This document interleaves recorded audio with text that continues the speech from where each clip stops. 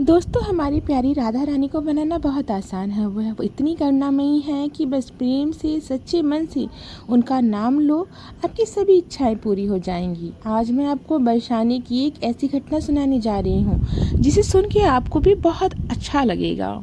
किसी गांव में रमा नाम की एक बहुत ही भोली भाली औरत रहती थी। उसकी शादी को 4-5 साल हो चुके थे, लेकिन अभी तक उसके घर में कोई भी बालक का जन्म नहीं हुआ था। रमा और उसके घर वाले बच्चों के लिए बहुत तरसते थे। एक बार रमा के पड़ोसन की 8-10 औरतें राधा अष्टमी के उपलक्ष्य में किशोरी जी के दर्शन करने बरसाने जा रही थीं।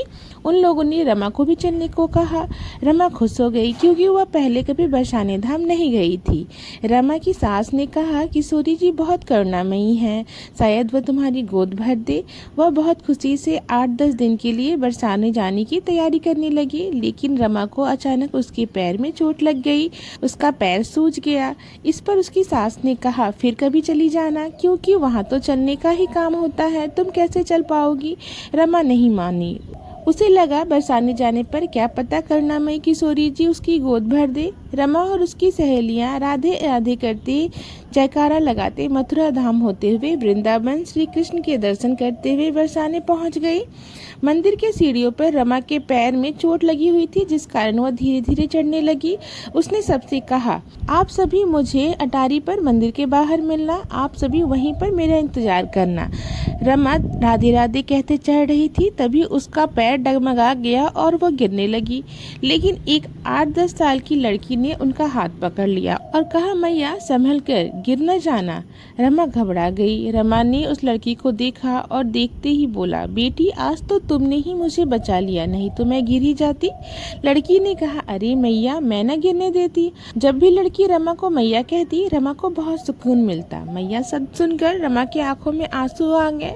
रमा बड़े प्रेम से लड़की से बातें करने लगी। रमा ने पूछा, बेटी तुम कहाँ रहती हो। लड़की ने कहा, मैया मैं यही रहती हूँ, यही मेरा घर है।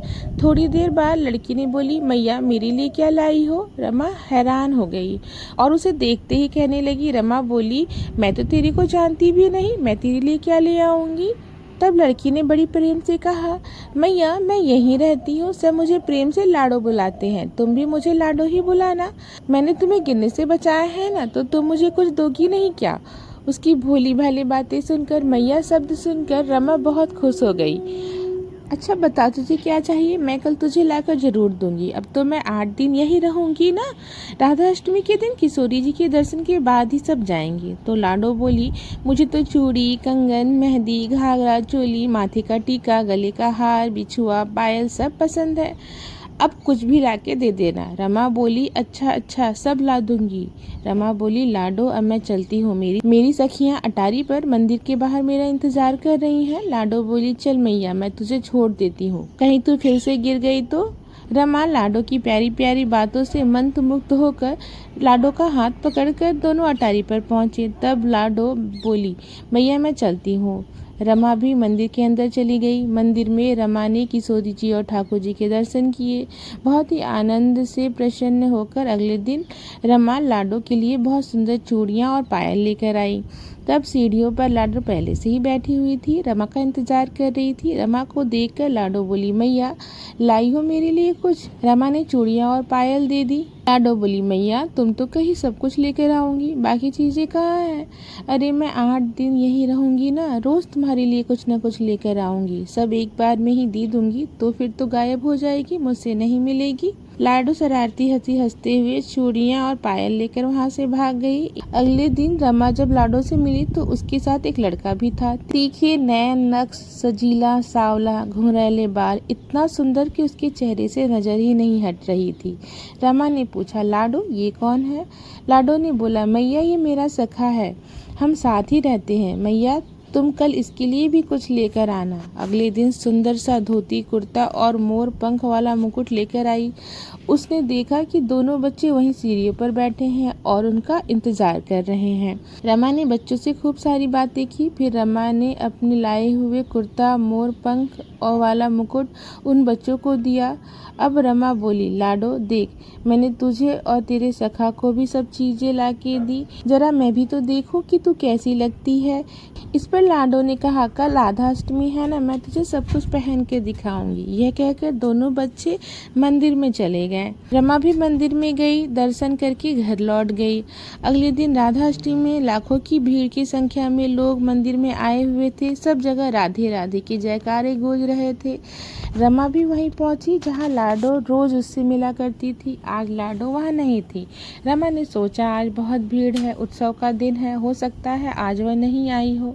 रमा जब किशोरी जी और श्याम जी के दर्शन के लिए पहुंची तो वहां जाकर वह कुछ देर के लिए पत्थर सी हो गई। उसने पता है क्या देखा? किशोरी जी ने वही सामान पहने हुए थे जो लाडो रानी को रमा ने ले आकर दिया था। वही मोटे मोटे गोटे वाला लहंगा, चोली और चूड़ियाँ। ठाकुर जी भी वही धोती कुर्ता और मुकुट पहने हुए थे। उसे कुछ भी समझ में नहीं आ रहा था। बहुत मुश्किल से पुजारी जी तक पहुंचकर रमा ने पूछा, आज का श्रृंगार किसने किया है? पुजारी जी ने कहा, आज के श्रृंगार की व्यवस्था लाडो रानी ने खुद ही कर लिया है। आज जब हमने पट खोला तो यह सारे वस्त्र और श्रृंगार का सामान वही रखा हुआ था। हमने इसे लाडो जी की मर्जी समझकर उन्हें यही पहना दिया। रमा तो जैसे पागल सी हो गई। उसे समझ ही नहीं आ रहा था कि जिस लाडो से और उसकी सखा से जो वो रोज मिल रही थी, वो तो साक्षात किशोरी जी और ठाकुर जी थे। वह फिर पागल की तरह भागती हुई सीढ़ियों तक गई जहाँ पर वह रोज उससे मिला करती थी और जोर जोर से लाडो लाडो चिल्लाने लगी। आज तो लाडो को लाखों लोगों को दर्शन देना था, वह वहाँ कहाँ से आती? तभी वहाँ उसकी सखियाँ आ गईं। उन्होंने रमा से पूछा, रमा तुम किसे पुकार रही हो? रमा ने सारा किस्सा उन्हें बताया। वह भी रमा की गोटे वाले लहंगे चोली को पहचान चुकी थी क्योंकि रमा ने उनके सामने ही उसे तैयार किया था। सब हैरान हो गया। रमा ने वापस घर जाने से मना कर दिया। रमा ने बोला, मैं घर नहीं जाऊंगी जब तक लाडो मुझे नहीं मिलेगी।